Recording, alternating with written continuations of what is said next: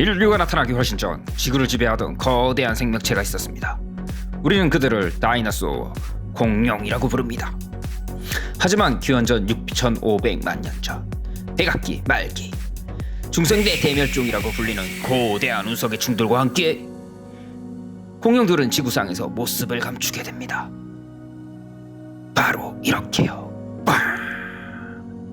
그리고 그 이후 우리는 공룡은 멸종됐다고 배우고 있죠. 하지만 이는 잘못된 상식이라는 것이 과학계에서는 이제 공공연한 비밀이 되었습니다. 아니, 공룡은 살아있다라는 것이 학계에서는 이미 정설로 되어 있죠. 바로 공룡이 살아남아 조류가 되었다는 사실 말입니다. 그리고 2020년 올해 우리 곁의 대표적인 조류 닭을 이용해 공룡을 부활시키는 프로젝트가 있습니다. 바로 과가작의 첫 번째 주제, 치킨으로 공룡 만들기, 치키노사우루스 프로젝트입니다. 라떼는 말이죠, 공룡이라고 하면 개구리나 악어처럼 파충류의 모습을 하고 있는 것이 너무나 당연했습니다. 피부는 부르죽죽하고 당연히 털은 없었죠. 티라노사우루스의 모습을 따온 고질라만 봐도 당시 사람들의 공룡에 대한 인식을 알 수 있습니다. 가장 유명하면서도 인기 있는 공룡 티라노사우루스. 수각류 공룡들은 이렇게 꼿꼿하게 고개를 쳐들고 걸어다녔다고 합니다. 그런데 최근 영화 속에서 공룡들의 걸음걸이가 달라졌습니다. 할머니처럼 허리를 꺾고 꼬리를 들고 뛰어다니죠. 왜? 대체 왜?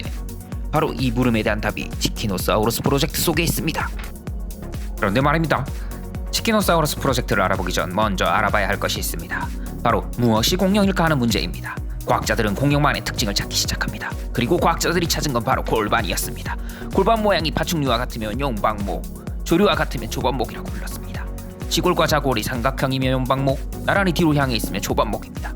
조반류의 대표적인 공룡은 스테고사우루스, 트리케라톱스가 있습니다.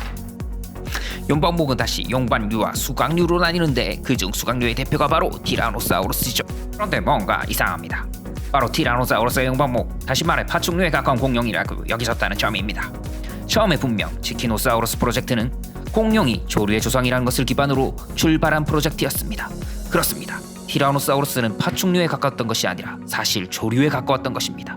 이 때문에 많은 학자들이 현재 공룡의 분류가 잘못되었고 다시 분류를 해야 한다는 말까지 나오고 있습니다. 현재 골반의 모양을 기준으로 공룡을 분류하기 때문에 골반에 구멍이 없는 익룡, 해룡, 수룡 등은 공룡이 아닌 것이 됩니다. 그럼 닭, 독수리, 펭귄같이 육해공에 살고 있는 조류의 골반뼈는 공룡처럼 구멍이 뚫려 있을까요? 그렇습니다. 모든 조류의 골반에는 공룡과 같이 허벅지뼈와 이어지는 구멍이 있습니다.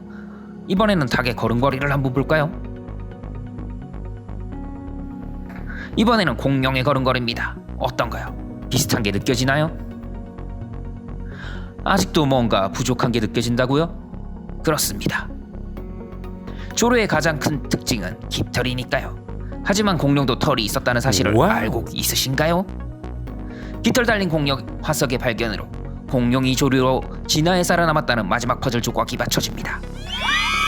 1990년대 중반부터 중국 랴오닝성을 필두로 세계 각지에서 깃털이 달린 공룡 화석이 발견되기 시작합니다. 2016년 12월에는 호박석 9,900만 년 전의 것으로 추정되는 털 달린 꼬리가 있는 새끼 공룡이 발견되기에 이릅니다. 자, 이제 조류의 조상이 공룡이라는 사실이 믿어지시나요? 이를 바탕으로 영화 주라기 공원의 자문을 맡았던 잭 코너 교수는 닭의 유전자로 공룡을 재현할 수 있다고 주장합니다. 그는 닭으로 공룡을 만들기 위해서는 4가지 유전자 수정이 필요하다고 밝혔습니다. 그중 가장 첫 번째 단계인 닭 부리를 공룡의 주둥이로 만드는 일은 이미 성공을 거두었습니다.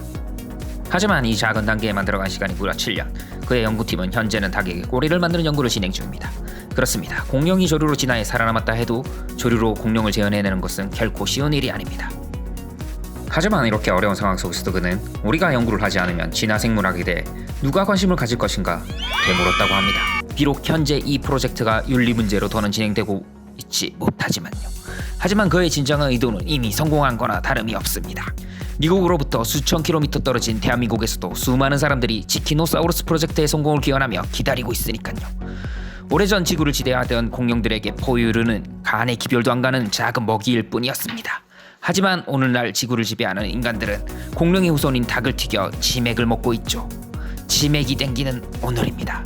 지느님이 공룡이었다면 한 마리로 충분할 텐데 라는 황당한 상상 속에 맥주 한 잔을 기울입니다. 여러분도 시원하게 맥주 한 잔 어떠신가요? 자, 여기까지 보셨으면 구독은 하셨습니까? 좋아요는 누르셨나요? 자, 지금까지 과가작이었습니다. 아작 아작 아그작.